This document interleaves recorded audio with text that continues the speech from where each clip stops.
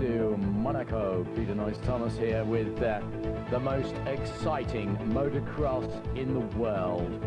The Masters of Motocross, the Chesterfield Masters.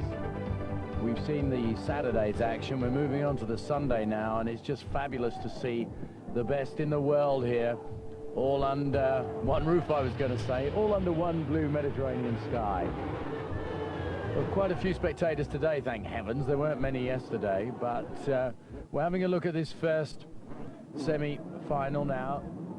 And you can see Jeff Ward, number 6, and Jean-Michel Bale out there. Well, while they're hammering around here, it's worth me mentioning to those of you who haven't been following this Masters of Motocross, what the rules are for entry to this event that takes place in France, Italy, Spain, Monte Carlo, Holland, Japan and Italy. It's not very much. You have to have been a previous world champion, a winner of last year's Master, the holder of one of the top 3 places in American Supercross, bronze or silver medalist in a world championship in either of the 3cc categories, national holders in USA, Belgium, Italy, Sweden, Holland, Great Britain, Australia, Denmark, etc., the world basically. Winners of the US national championships in the 3 categories, etc., etc. So when I say they are the best in the world, they are the best in the world without a shadow of doubt.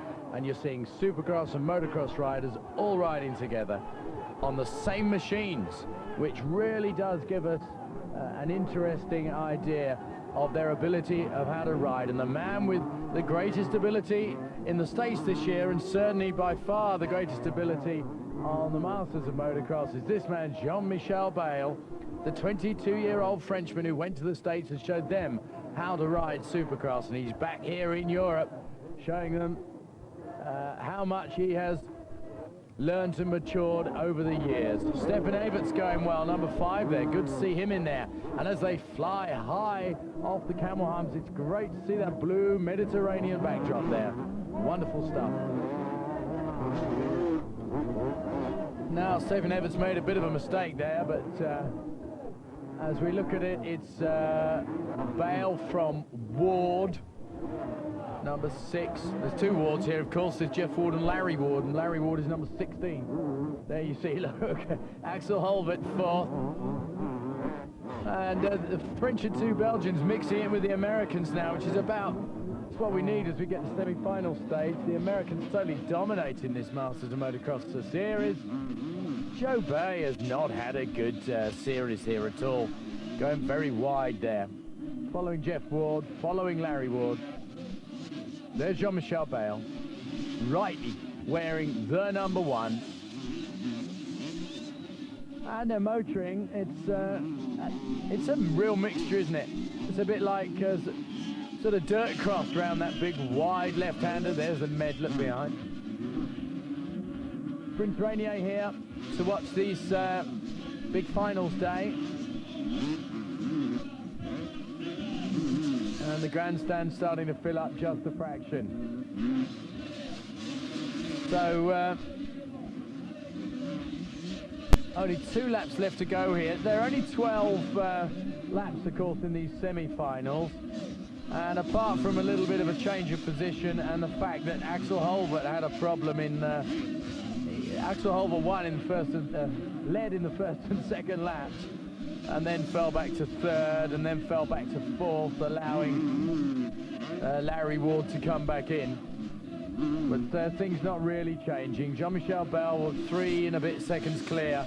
As they go across the washboard, Michel Bale's already over the camel humps. And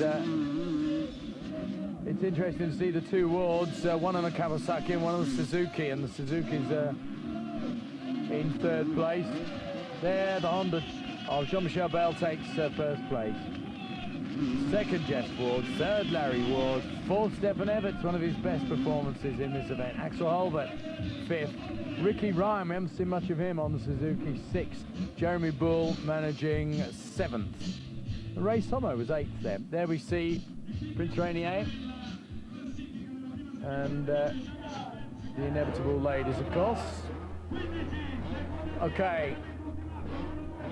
Into this semi-final now. Number 2, Jeff Stanton. Talon Boland rode well. Number 25, Jeff Stanton clearly into that first corner in the lead, being chased quite hard by John van der Berg, who got a good position, number 14. So at the moment it's Stanton from John van der Berg, and Guy Cooper coming through on the inside. He's going to get into about second and third, a bit of a pile up there. I can't see who that was. That looked very much like Donny Schmidt again, and he had to retire in the previous rounds as well. So Guy Cooper, brilliant riding, ahead of Talon Boland now, and ahead of my old mate Massimiliano Gassarata. But right now, Jeff Stanton. John van der Berg is still just about there, but Guy Cooper, you see, take him on the inside. This is where all the problems occurred. Trying to keep clear of the trouble, and lost the fast line through there. And Pedro Tractors, we haven't seen much of him either, have we?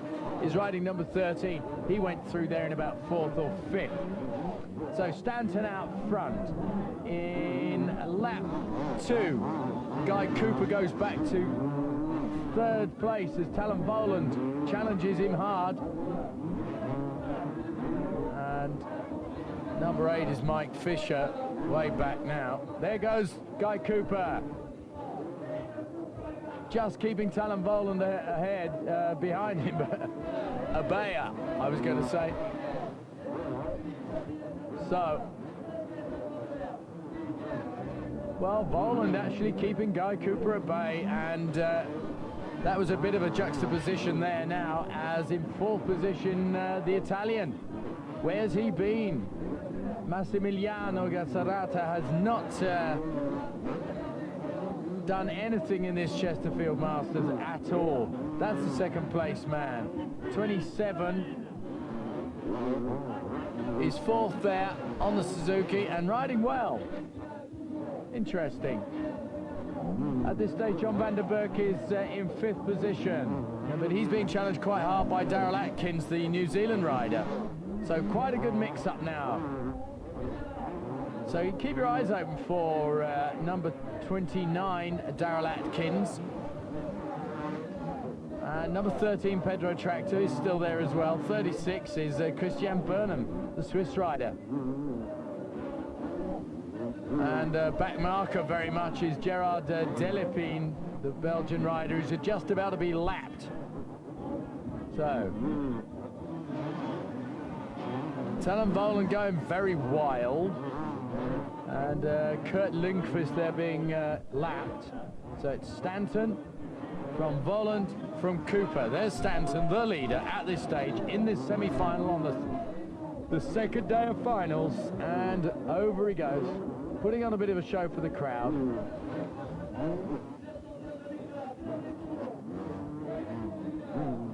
And Gerard Delépine looks positively pedestrian in relationship to the others here. He really does.